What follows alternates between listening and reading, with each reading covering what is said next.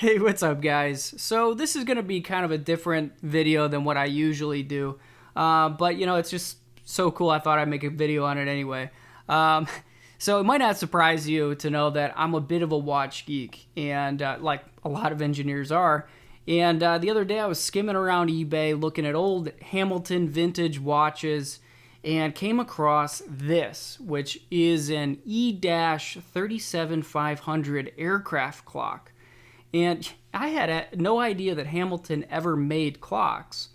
But this one here is actually from World War II. So like a lot of companies, Hamilton shut down their normal production to support the war. And this one in particular is actually not Hamilton. It's an Elgin. Because the contract to build these clocks was a joint effort between Hamilton and Elgin. These were two massive watch companies at the time. Hamilton is still around today. The brand is still around today. The company, though, had been acquired by the Swatch Group, So anyway, by the way, so I just wanted to make a quick video on this clock, show you a couple of the features, and anyway, just it's so cool.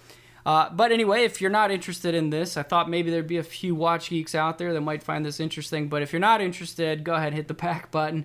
There will be new electronics coding videos coming up soon. So anyway, quick rundown on this clock. It's pretty cool because it's got a lot of features that you usually don't see in these sorts of clocks. It's got a chronograph, which you start and stop. So right now it's stopped, and then you can start it with this knob here. And then it shows you the elapsed minutes with this dial right here.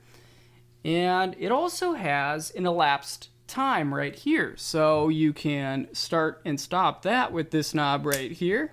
Oops. So it goes red when it starts.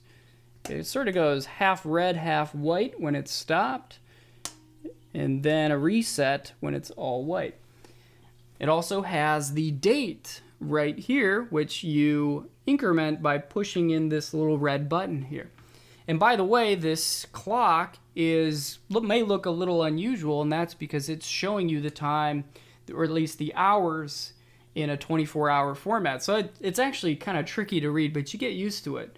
So right now it is 7:25, but it's showing 19:25 here. Okay, so you got to get used to that. Plus the minutes still go around once an hour. The hour hand only goes around once a day. Okay, so that's cool. But also, I didn't know this until I did a little bit more reading, but the dial and the hands were actually painted with a special paint so that when you kill the lights, that actually fluoresce with UV light.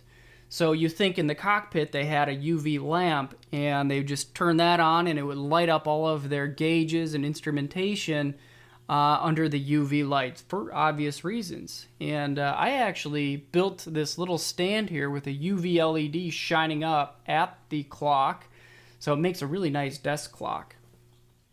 And I love these sort of things because you wonder, this clock may have actually served a real utility during the war. And when the pilot was using this, the last pilot to use these dials in the chronograph, what utility did that provide? And you kind of wonder about it. And that's true with all of these sort of things. But when you look at the back here, you can actually see, I'll zoom in on this. We could see Army, Navy right there, 5741-1. We also have the manufacturer's part number. There's the E-37500. There's the World War II contract. Then we have the serial number. And this is interesting, and you might not be able to see that on camera, but this was a pretty early build. This was serial number 421. So, and I think they made like 15,000 of these. So that's a pretty early clock that left the factory. And then of course you see the Elgin National Watch Company, and we have a stock number there, and there's some other stuff on here too. We've got Yeah, we've got some other kind of sticker on there. It almost looks like a calibration sticker. Looks like 52054. And then some other stuff, can't really make out. But, you know, for something this old, it's an incredible shape. I mean, there are no scratches whatsoever on the glass, and it's holding really good time. I've been running this now for a few days, and it is dead on. So let's see if I can hold my watch up to this. Yeah, so it's holding really good time. Well, there you have it. Just a quick video showing you this cool clock. You know, I was thinking about actually beefing this up with some electronics, maybe get an RTC on there with a couple stepper motors so that I can change the time.